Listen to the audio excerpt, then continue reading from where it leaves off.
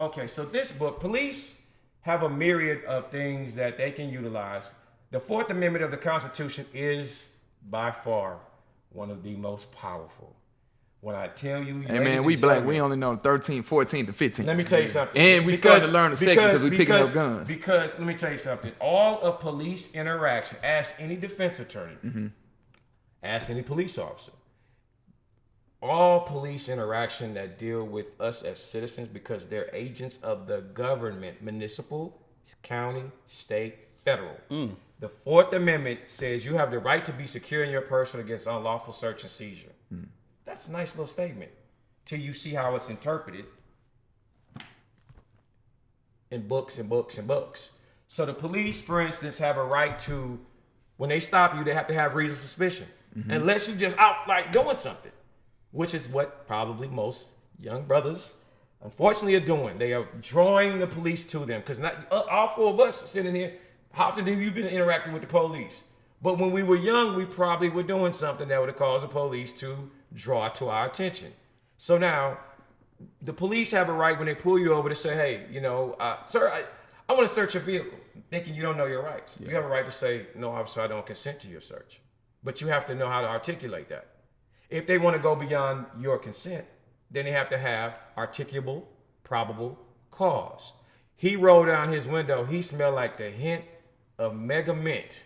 And I'm like, whoo, it's permeating from his car. It's radiating like he'd been at a weed cookout. Like they were using weed for the briquettes. All right? It's like, damn. It's like probable cause. It's probable cause to believe that there's more narcotics afoot in this vehicle. So now I'm going to pull him out, search his vehicle. But if he's got a locked trunk or a locked glove compartment, the police cannot go beyond that. You have to know what the law says, and it changes every so many years. So you have to know what that plain view doctrine. When you get okay, let's go to firearms. Back to firearms. Texas law states right now that every citizen can have a firearm in your vehicle without a license. Now, go ahead. No license. You can have a gun right now in your car with no license. Long as four criteria are met. What's that? First criteria. The gun is not sitting there like you have a cup sitting there. It's not in plain view. Okay? 2, you're not a member of a street gang. I think it's your age in that one.